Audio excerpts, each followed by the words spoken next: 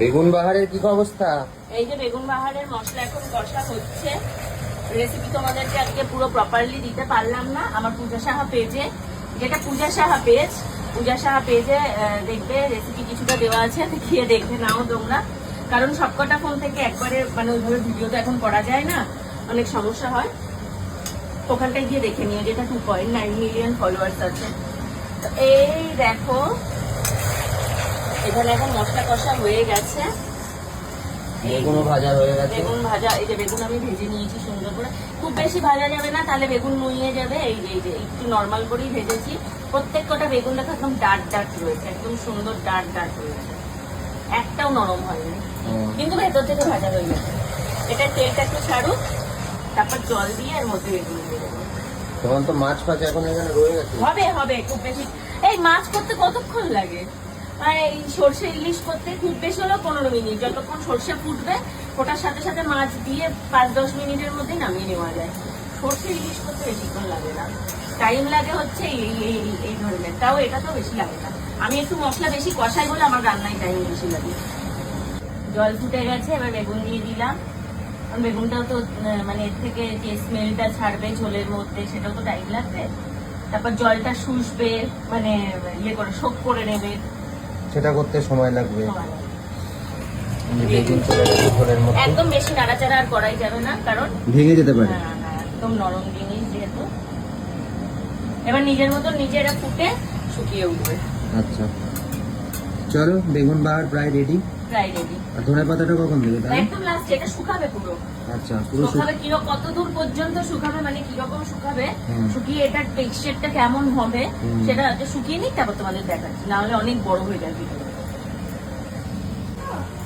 এখনো হয়নি বেগুন বাহার। বেগুন হয়ে গেছে, এই যে বেগুনটা সুন্দর করে এবার নামিয়ে নেব। বাহ, সুন্দর টেক্সচার এসেছে। বন্ধ করে দিয়েছি গ্যাসটা। আবার সেই পিকনিকের ভিডিওর মতন সবাই কমেন্ট করবে, গ্যাস তো চলছে না, রান্না হচ্ছে, গ্যাসটা কি চলছিল না পিকনিকের সময়? ওই যে মা হাসছে দাঁড়িয়ে দাঁড়িয়ে। কে বলেছিল গ্যাস চলছে না? আরে কমেন্টে মানুষের বোঝো না, মানুষ দেখেনি গ্যাসটা চলছে, বেগুনটা ভাজছিল, তারা চোখ ছিল না তাদের? আরে ওই গ্যাসে কি হয়েছে, এরকম ভাবে গ্যাসটা ঢাকা ছিল তো, গ্যাসটা আগুন দেখা যাচ্ছে। এমনি বেগুন তারা দুলছিল, মানুষ খাচ্ছিল।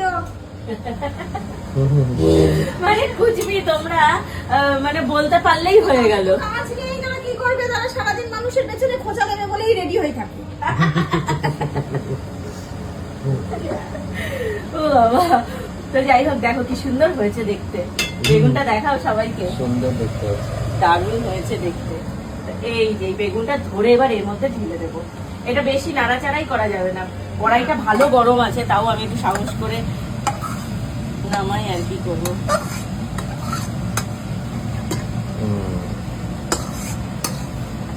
সুন্দর হয়েছে। অ্যাকচুয়ালি এটা এরকম মাখো মাখোই হতে হয়, মাখো মাখো হলে খেতে ভালো লাগে, টেস্টি লাগে। এই সাইড থেকে এই যে এরকম তেল বেরিয়ে থাকবে। কেমন লাগলো বেগুন বাহার সবাই একটু বাড়িতে খেয়ে জানিও। এক একজন এক এক রকম ভাবে খাবার রান্না করে, এক একজন এক এক রকম ভাবে রান্নার স্টাইল থাকে। তো মানে যে যার মতো স্টাইলে করো।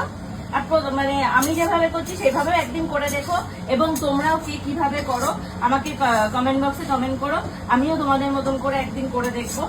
কারণ এক এক রকম রান্নার এক এক রকম ধরন হয়, এক এক রকম টেস্ট হয়, যে যেরকম ভাবে রান্না করতে পারে। কেমন হয়েছে চলো এদিকটাই নিয়ে দেখাই তোমাদেরকে। সুন্দর হয়েছে। একটু সর্ষের তেল দিয়ে দিয়েছিলাম ওপর থেকে আমি। তোমরা যে যেরকম তেল খাও, আমরা খুব বেশি তেল খাই না, যার জন্য অল্পই সর্ষের তেল এই যে ওপর থেকে দিয়েছি। অনেকে আবার দেখি কি তেল পুরো একদম এরকম ভাবে ছড়িয়ে থাকে, অতটা তেল আমরা দিচ্ছি না, জাস্ট দিয়ে। সুন্দর কেমন লাগলো?